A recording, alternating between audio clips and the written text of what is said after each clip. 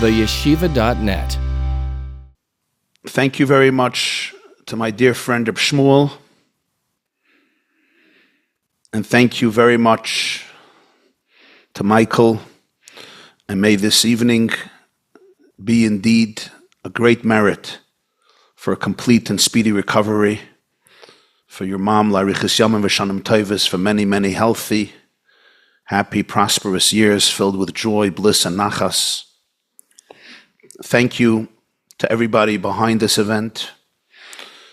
And of course, thank you to the beloved community, the South African Jewish community, a community like none other, for being here, for gracing us here with your presence, and for this very special invitation to be able to address you during such an evening.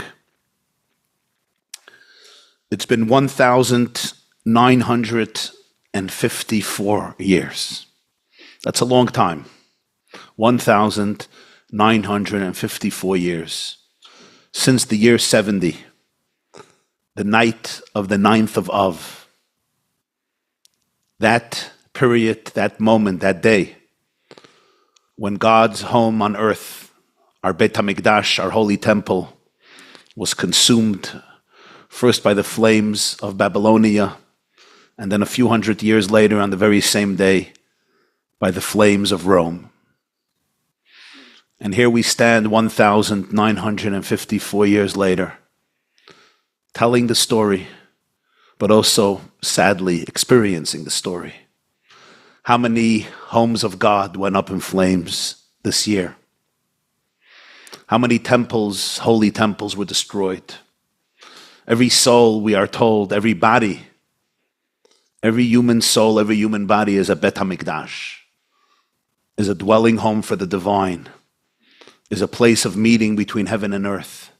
The soul and the body itself is the great miracle of fusion between heaven and earth, between infinity and finiteness, between the eternal and the very physical world that we inhabit. How many such holy temples were destroyed this year? How many of our most precious brothers and sisters, children, young and old, whose lives have come to a brutal end on Simchas Torah, 5784, October 7th, 2023.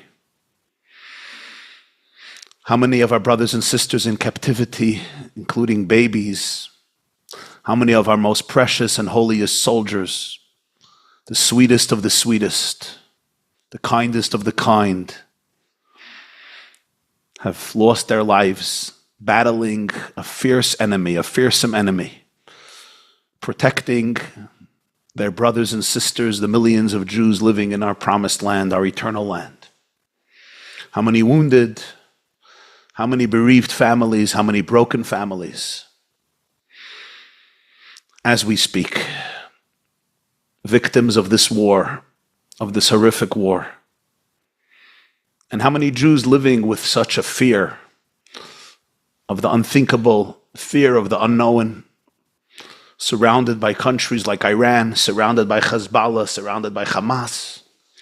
In the good old expression of the Medrash, one lamb surrounded by 70 wolves, but with a shepherd who was divine and infinite and timeless.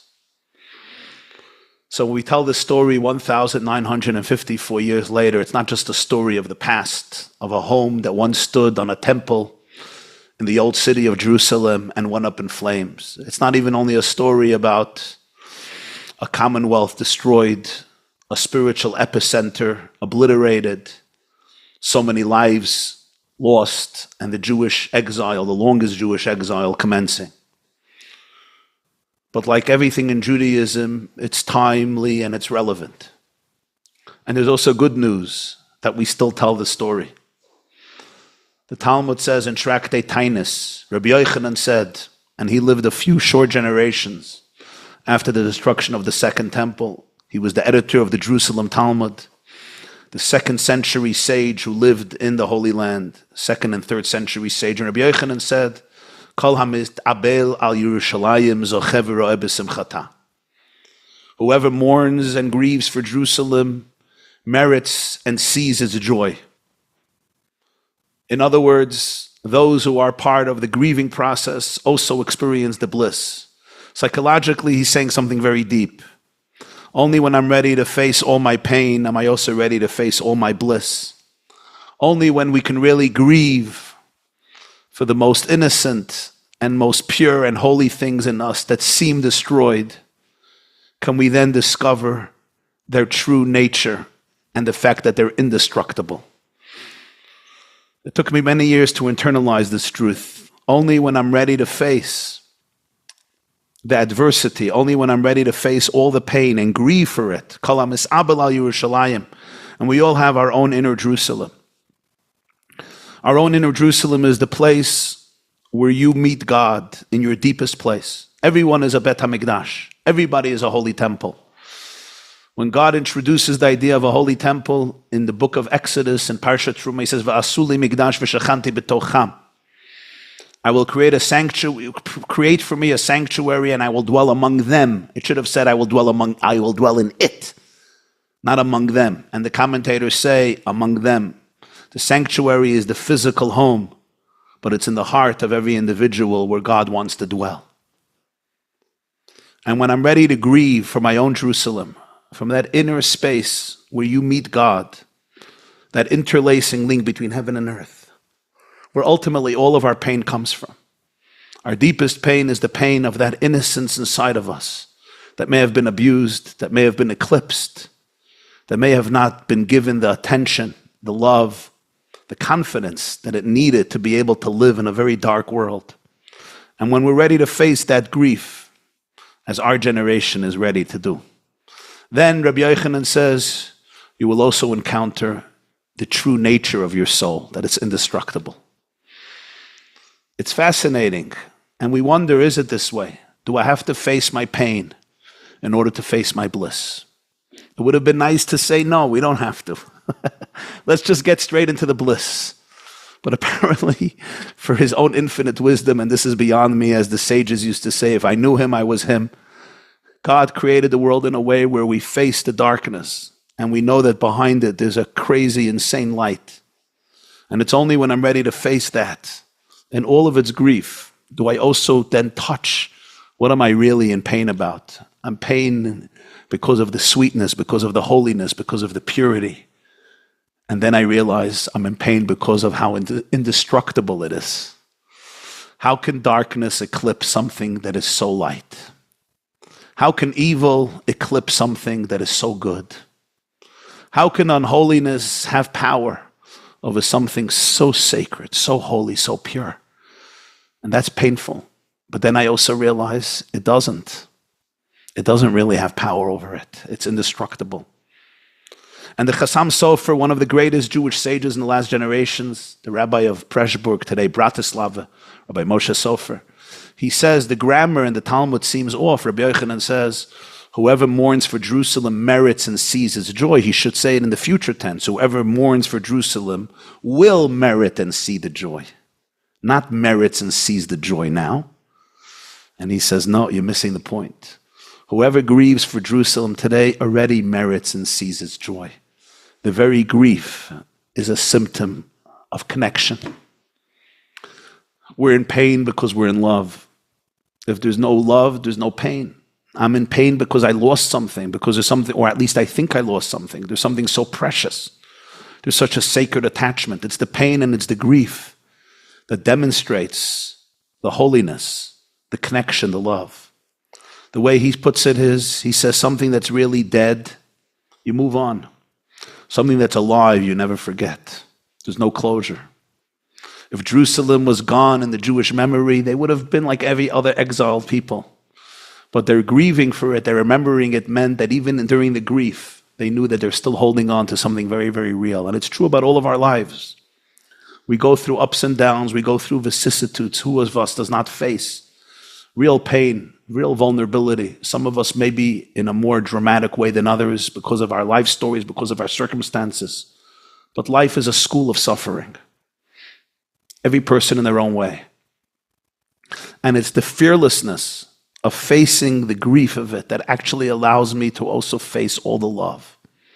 And that's why the Jewish calendar, the sages, did not suppress Tisha B'Av. They didn't just put it into the closet. They didn't just say, let's move on, life moves on. They did not do that. They created a period every year called 3 weeks. They created a period called 9 days within the 3 weeks. And then within the 9 days, that moment called Tisha B'Av. And it was almost a day where the Jewish people paid tribute to the pain in the world, to the darkness that we each have to face, to the adversity we each had to face growing up, whatever that meant or means for you, physically, psychologically, emotionally, socially, spiritually, and sometimes in ways that maybe you're not even ready to acknowledge. Because one of the greatest defenders and one of the greatest defense mechanisms is suppression, repression. It could even be unconscious, denial, creating substitutes to cope with. I become aggressive. I become confrontational. I emotionally disassociate. I become a people's pleaser. Fight, freeze, fawn, flight, whatever my response is psychologically. I'm not ready to face the pain of the child. So individually and collectively, our sages and our prophets said, no, take the time. Take the night of Tisha B'Av. Take the day of Tisha B'Av. And weep. Cry. Feel it. Face it. And remember that the eye that can feel all that pain is indestructible. The eye that can be the observer, the witness to all that destruction transcends it. In a paradoxical way, the very fact that we can cry is already such a powerful symbol of joy, because it means that we know that there is something to cry for. We didn't lose our innocence. It also knows that there is something that's not destroyed that can cry for that innocence. Because as the prophet Malachi said, and he was the last prophet of Israel, he says, God says, I have not changed, and you, the children of Jacob, have not perished. As long as nobody can kill God, nobody can kill the Jewish people. That's the good news. We are Hashem's witnesses in the world. That is the secret of all anti-Semitism. The secret of anti-Semitism is beyond what any logical person can explain logically. 4,000 years of such hatred. For what? For when? What have we done? Every society we came to, disproportionately, we tried to help, to be charitable, to be giving. Of course, not all Jews are perfect. Of course, we have our share of crooks. But when you look at the venomous anti-Semitism coming out from the world today, and you wonder, who are they talking about? Which nation are they talking about? They're accusing us of things that we don't even dream in our worst nightmares, even in our bad days where we really want to be narcissistic and selfish and aggressive and hedonistic. We don't dream of such heinous crimes. The crimes in which they accuse Israel and the Jewish people are just a projection of what they're thinking about, of what they would love to do to us. It just shows what evil lurks in people's hearts. So Jews always respond in two different ways. Self-hating Jews who don't know who they are respond with more self-hate, with more self-blame, with more self-denigration.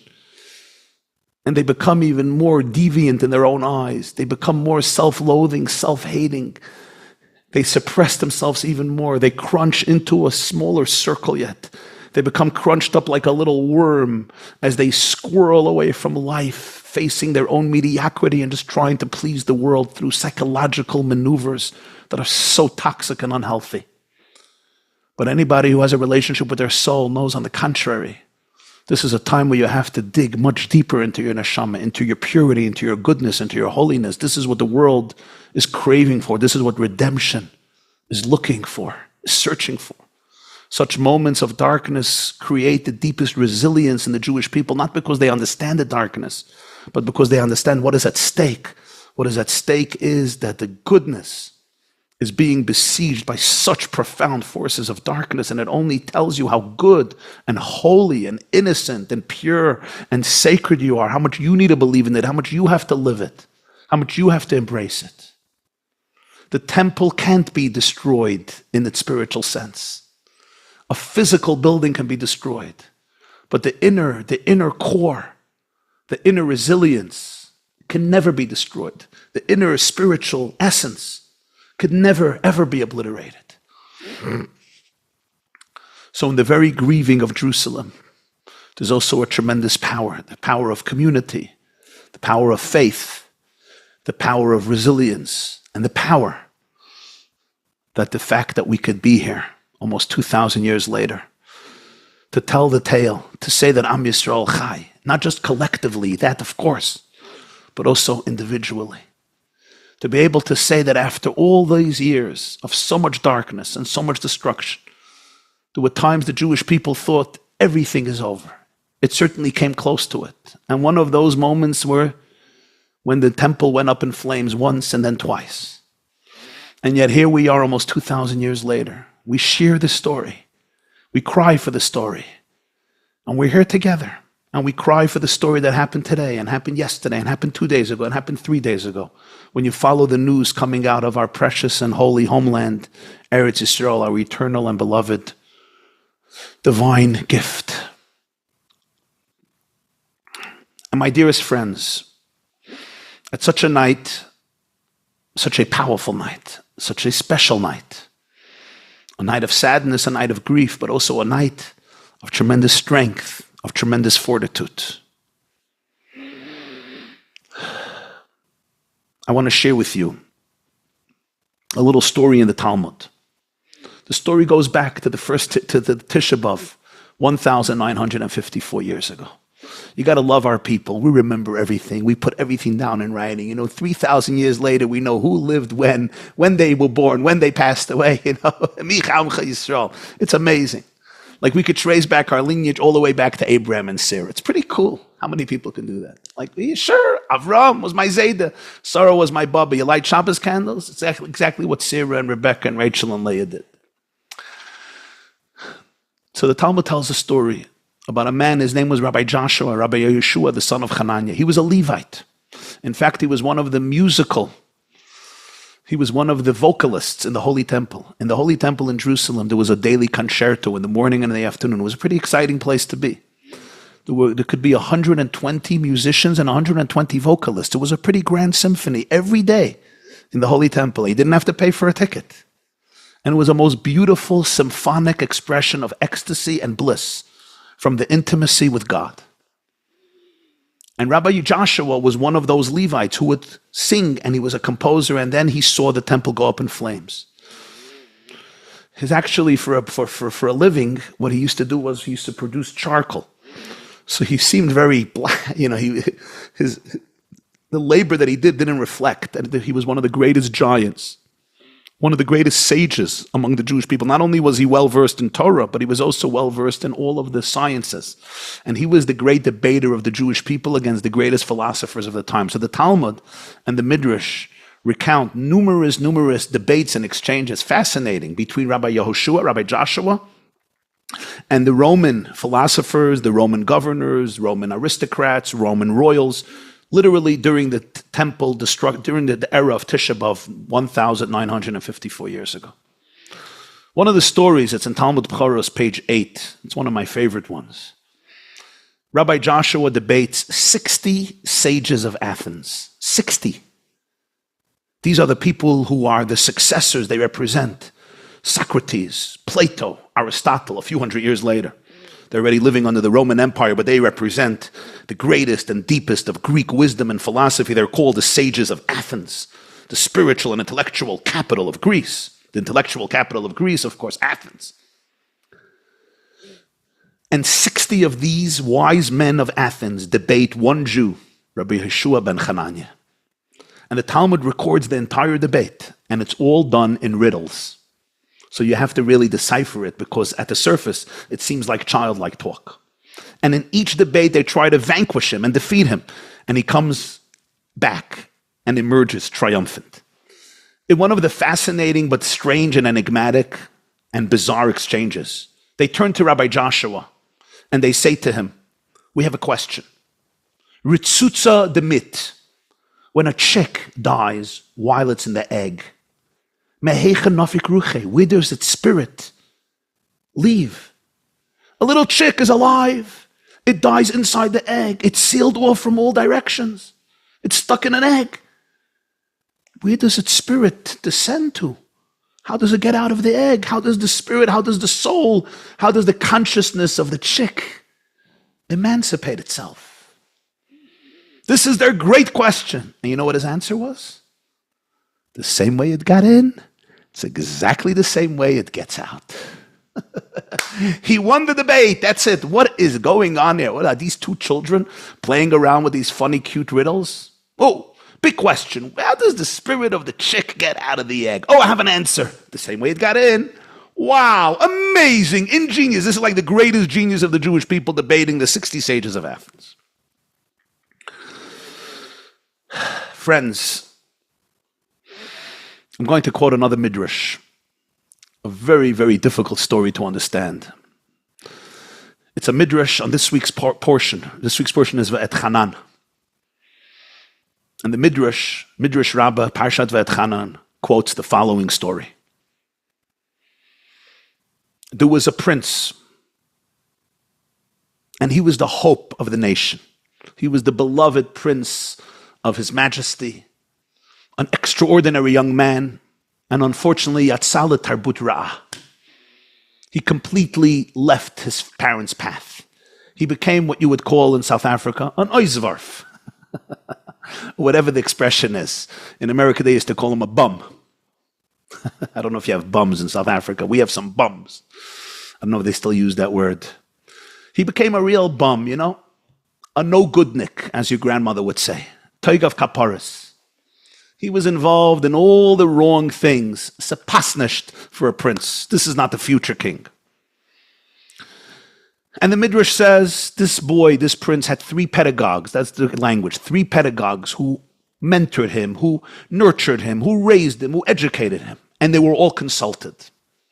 And the first pedagogue, the senior pedagogue, said he should be chained. And the thickness of the chains should be 100 liter, mea litra. The weight of the chains, the density, the thickness, and the heaviness. The chains should be so heavy, they should weigh mea litra, 100 litra, which litra in the Talmudic times was a very well-known weight of silver. Very, very, very heavy weight. There was a second pedagogue. He said, no, it's not going to work. 12 liters, 12 litra. That's how much the shackle should weigh. And the third one says, no, he'll never survive. 1 liter, 1 litra. And the Medrash says this is Moses, Jeremiah, King David, and Jeremiah. Moses speaks in Deuteronomy about the Jewish people forgetting who they are and encountering mitza'ohu, sorois, surabais, verois, encountering so much pain and disaster. Those are the shackles of 100 liters. King David says, Yancha Hashem biyom tzara. God will answer you on the day of distress. A day has 12 hours. So that's 12 liters, 12 litra of chains. Chains that weigh, shackles that weigh 12 litra. And Jeremiah says, Et tzarahi liyakov. It's a time of distress. It's 1 hour. Not 12, but 1 liter of shackles is enough. That's the end of the Medrash. What is going on there? This is what Moses looked like. Moses, the man who shepherded the Jewish people through thick and thin, who stood up to the Almighty himself. He told God after the creation of the golden calf, if you forgive them, great. And if not, erase me from the book that you have written. And he caused God to forgive.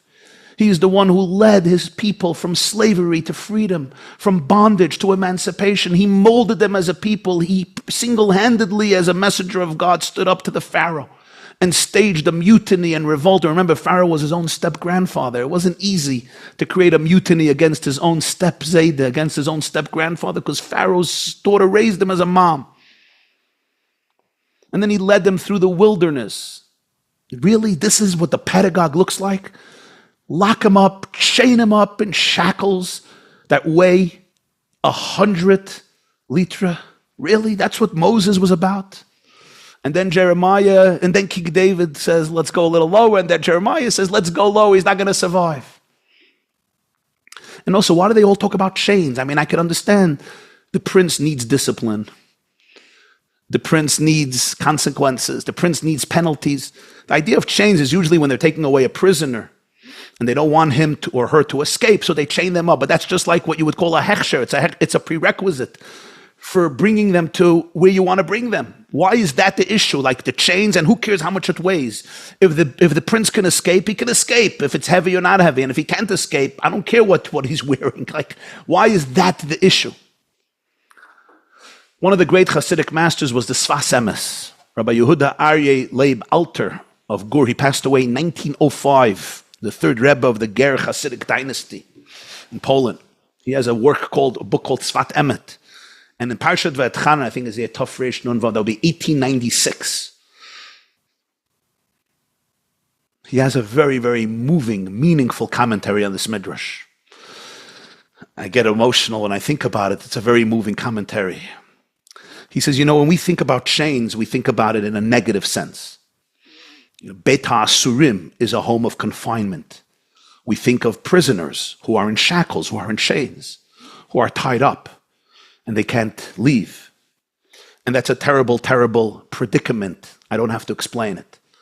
One of the most heart-wrenching images in Jewish history is when you go to Rome and you see the Arch of Titus. The Arch of Titus was engraved in honor of Titus, who was the son of Vespasian, the emperor of Rome. And Titus, when Vespasian became the emperor, he appointed Titus to finish off Jerusalem. So Titus was the one who actually destroyed the temple and destroyed Jerusalem. When he came back to Rome, there was what we would call a ticker day parade. There was a huge parade to welcome his success in decimating Judea. And then his brother Domitian, Titus died shortly after, his brother Domitian created this beautiful Arch of Titus. And there you have the picture of the Jewish prisoners engraved, and you could see it till today in Rome. The picture of the Jewish prisoners being led in shackles from the land of Israel to Rome with the vessels of the temple. That's where you have the famous picture of the menorah. And in fact, my tomorrow Tisha B'Av lecture, which you could watch 3 o'clock p.m. on Tisha B'Av, by us Tisha B'Av, 3 o'clock p.m. New York time, will be focused on the Arch of Titus and the picture of the menorah, and if it's the real menorah, not the real menorah. Very interesting debate. It's going to be Tisha B'Av at 3 p.m. You could watch it on the yeshiva.net.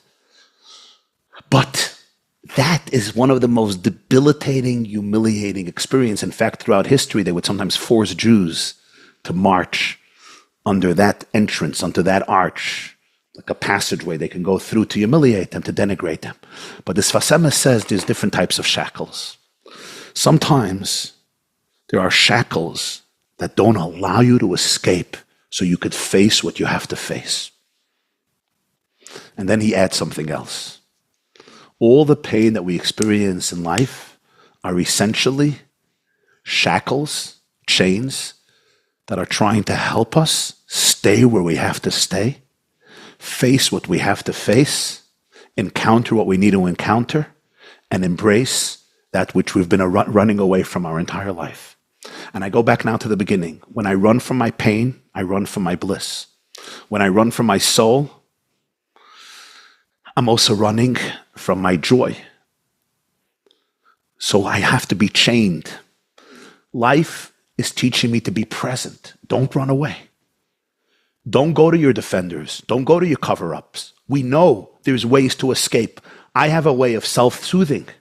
This person has alcohol. This person has binging. This person gets into a crush. This person has their addictions, their phone, whatever it is. We all have our ways to run away. And God gives us shackles. And he says, no, stay here. Can you face yourself? Can you see who you really are? Can you see the power of your soul? This is what all real spiritual work looks like. All spiritual real work looks like standing and facing the full, raw, naked truth of me. There's a lot of pain there. There's a lot of pain there. How many blockages did I have to develop? How many defenders did I have to create? How much disassociation did I have to do? How many crazy habits, destructive patterns? How much guilt and shame and lies and deception and crookedness and ridiculousness and pettiness that I have to create in my brain simply to be able to survive because I never was ready to know who I was. And it's ultimately comes down, this is what Galus says, this is what exile is. So this Sfas Emes says, this is what the Medrash is talking about. The prince who loses his path simply doesn't realize who he is. We don't realize who we are. We don't realize that we are the divine light in this world. I don't know who I am. You don't know who I am. So I create all these substitutes, identities. So now I need an ego. Now I need validation. Now I need power. Now I need control. I just don't know who I am. I don't realize that I am God's infinite light in the world. You are the purest thing that ever happened. You are the best piece of news that ever occurred, that ever will occur. The Talmud says every person has to say, Bishvili nivra ha'olam. The world was created for me. Yeah, for you, for you, for you, for you. You say, me? I'm just a little guy living in Job. Me? I'm just some Jew in Johannesburg or in Cape Town, wherever I am. My son actually is now in Durban, so welcome Durban as well. So the question is, me? The world was created for me. What am I, a narcissist with narcissistic personality disorder? The world was created for me. But yeah, there's something at stake in your life that is incredible. The whole world needs you. Nobody before you can do your work. Nobody after you can do your work. The light that you bring into this world is indispensable to the cosmic symphony. You are an indispensable note in the divine symphony of history. For me, the world was created. For you, the world was created. That's real. That's not a joke. That's what Judaism believes with every fiber of its being. But we become exiled from ourselves. We become alienated from ourselves. This sounds like strange talk, like almost religious, spiritual talk. Like, what are you on? What craziness are you on? You know, come down. Just make your money, do your thing, and move on. Stop complaining. But this is the light of the soul that cries out. So Moses, the greatest pedagogue, says, you got to chain them up with 100 leaders. Bring them back to themselves. Force them to face themselves. Force them to look in the mirror. Don't let them run anywhere. David lives a little later on in history, and he doesn't have that spiritual intensity like Moses. Moses would not compromise even a deviation of the slightest. That's why in the desert, either you were in or you were out. You know, today, we can do horrible things and become leaders in communities. You know, I live in America, and I could tell you situations where corruption and politics take such deep root. And sometimes you have people, you know, in the community, they're on the top of the game. But if you know what's happening in their homes and in their families, among their children, it's a sham, it's a joke, it's fake, it's pure poison and toxic. And then the kids who scream the truth are blamed. They're blamed because they're innocent, because they don't want to deal with corruption. Moses couldn't tolerate that.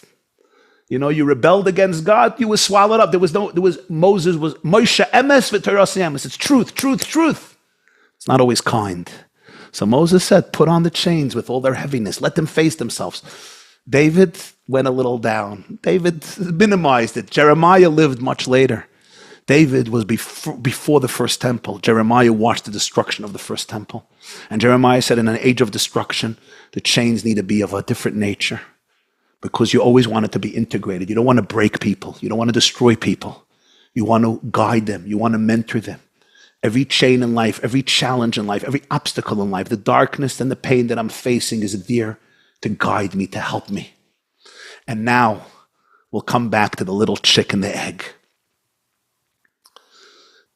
The sages of Athens look at Rabbi Joshua and they say, your people has been through so much. Your nation has been through so much. You have been through so much. Why are you happy? Why do you have serenity? Why are you celebrating life? Why are you still walking around with a smile? You know, Rabbi Joshua is the one who says in the Ethics of the Fathers, he speaks about Yetzer Hara, Ayin Hara, Sinat HaBriot, Motzinet Adam min Ha'olam. I know in South Africa there's a big focus on learning the ethics of the fathers. Rabbi Joshua, this same man, says, Ayin hara, an evil eye, meaning looking at other people, you call it nicht verginnen. You know, I can't stand you. I'm a petty person. I can't deal with your success. Yetzer hara is petty inclinations, toxic inclinations. Sinat habri is hating people. He says, this is what takes people out of life. They don't let you live. So they're looking at Rabbi Yeshua and they're saying, you know, how do you guys remain happy? How do you remain resilient? They're challenging him. And you know how they do that challenge? Very sophisticatedly. They say, you're a chick who died in the egg. And when the chick dies in the egg, you're sealed off from all sides. Ritzutza demit. The Maharsha says in Hebrew, ritzutza means you're crushed, you're broken, you're decimated. The whole world hates you. Everybody wants to destroy you. Don't you get the memo? Didn't you get the memo? We hate you. Why are you happy? Why are you making a kiddush on Shabbos? Why right after Tisha B'Av do you guys start dancing? Why the Shabbos after Tisha B'Av do you say, Nachamu, Nachamu, Ami? Are you crazy? Haven't you gotten the memo? Like, how many generations do you need to get this memo that you're really non-persona grata? We don't like you. The Jewish people still did not get the memo. Didn't get the memo from Pharaoh, from Sancherib, from Sisera, from Nebuchadnezzar, from Vespasian, from Titus, from Adrian. We didn't get the memo, not from Stalin, not from Hitler, not from Nasrallah, not even from Ismail Henya, Yimach Shemoy, or from the Ayatollahs today in Iran. But this egg is sealed off from all sides. Rabbi Shimon Hanani looks at them and says, you don't understand what a soul is. You don't understand where our pain comes from. Our pain is not disassociated from our joy. Our pain is not disconnected from our bliss. Our pain and our bliss live together. That's why Tisha B'Av is considered, Maimonides says it's going to be a holiday when Mashiach comes. That's what we're waiting for. We're waiting for it to finish Tisha B'Av as a holiday. Why? The Psikta says, the Medrash says it's going to be the happiest day in the calendar. Why? Because behind all Jewish pain is the awareness of our innocence. It's the awareness of the innocence in the world. It's God's presence that's being eclipsed. That's the pain. And because that is the pain, we know truth prevails, goodness prevails, reality prevails. Your soul will prevail. Abuse doesn't prevail. Evil is a lie. We never ever surrender to that lie. Rabbi Shimon Hanani said the same way the Spirit came in, that's how the Spirit got out. You don't understand. You're not talking about something that can be eclipsed or stuck in an egg. The divinity cannot get stuck. Your soul is divine. Your soul is a chelik eleikam imal mamash, as the Tanya says. Your soul is a derivative of infinite consciousness. It's not just anecdotal. It's not good sermonic material for rabbis on Rosh Hashanah. This is the real truth of your soul. Your soul is infinite light. If God exists, and you want to know where God exists, look in the mirror. And if you look deep enough, you'll find that's where it all is. That's where the action is. Make your soul your best friend. Make your soul your best friend. You don't need anybody's validation. You need your soul's validation. And your soul doesn't need validation. Your soul is infinitely connected. The same way the Spirit got into the egg, that's how it gets out. It's always linked. We never get stuck in life. We're never sold. We're sent. The divine spark was sent into the egg. It was sent into a confined place. It was sent into a dark world in order to transform it, in order to elevate it, in order to sublimate it, in order to bring redemption to it. Not to run away from it. In order not to run away from it, I have to face it. But I don't face it with fear. I don't face it with a sense of despair and mediocrity. I don't face it with a sense of gloom and hopelessness. I face it. I feel the pain. I cry for the pain. I sob for the senselessness, for the stupidity, for the lies, for the deception, for hatred, for evil that still reigns in God's beautiful world. And yet I know that's exactly why I'm here. I was sent into this egg, not to believe that I'm stuck, but to teach everybody that nobody is stuck. And the worst thing that happens is when Jews start doubting their own mission. We don't realize our power. Think about it psychologically. Worse than abuse is when you internalize the abuse.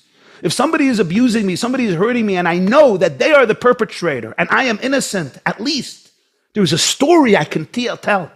That's why those who know about trauma know that if you had somebody to share the story with right in the beginning, and that person believed you, the effects are so much different. Because you didn't internalize the shame, the guilt, the blame. It's also true collectively. When we as a people don't understand who we are. When Israel doesn't understand who it is. When instead of looking at the world and saying, you don't get this. This is not a joke.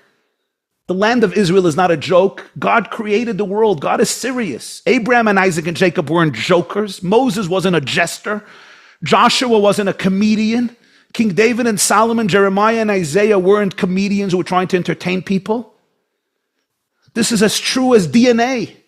This is as true as electrons. This is as true as every molecule and every atom. That is a piece of land which is the spiritual center of the world, the link between heaven and earth that God has given to a people to hold, to safeguard, to represent that light. It's not even ours to give away, to negotiate. It's not good for you. The Arabs never got the memo that they lost a war because we're insecure. We are insecure with ourselves. The greatest tragedy of modern Jewish history, my friends, is not powerlessness, it's power. To quote Professor Ruth Weiss from Yiddish professor in Harvard University, she said, what happens when a Jew makes a fist? What happens when a Jew makes a fist? You know what the next step is? Ashamnu, bagadnu, gazalnu, al chet, al chet, al chet. Oh, I'm sorry, I'm going to confess for the rest of my life. For so many years, we experience the pain of powerlessness. Our generation, before Mashiach comes, God has given us the gift of prosperity, of blessing, of empowerment. Almost half of the Jewish people are living now in our homeland. That's incredible. You know that since the day that the 10 tribes were exiled during the first temple, since the days a little after King Solomon, you haven't had 50% of the Jewish people living in the land of Israel. And today, we're getting close to that number, Cain year, but it's incredible. This is a time of tremendous miracles when you think about where our grandparents and great-grandparents were. But you know who creates the deepest exile? We create it in our own mind, with our lack of confidence, with our lack of security, with our lack of understanding the gift of what it means to be a Jew, and what it means to be a Jew today, and what it means to live as a Jew, and what it means to be an ambassador of God's love and light and hope and healing. So my dearest friends, 1,954 years later, we are more determined, stronger, more resilient than ever. Tears streaming down our eyes for the pain of a people and for the brokenness of so many innocent, but remembering how much love and commitment and faith and warmth is behind each one of those tears. So we hold each other's hands today with commitment and determination, collectively and individually, for each of us to be able to live our own lives to the fullest as human beings and as Jews. On a practical level, it means that every one of us becomes not just a fan of the Jewish people. You're all fans of the Jewish people. You're all fans of Israel. But every one of you could say, you know, the Jewish people can depend on me. That's our challenge to each other today, if I may put that challenge in front of each and every one of you, especially those of you who are young, idealistic, spirited, my young brothers and sisters. The Talmud says everyone should say, for me the world was created. I want each and every one of you tonight, Tisha B'Av, to say, you know, for me the Jewish people were created. For me the world was created. That means they can depend on me. I'm not just another passing, inconsequential blimp on the surface of infinity. I matter.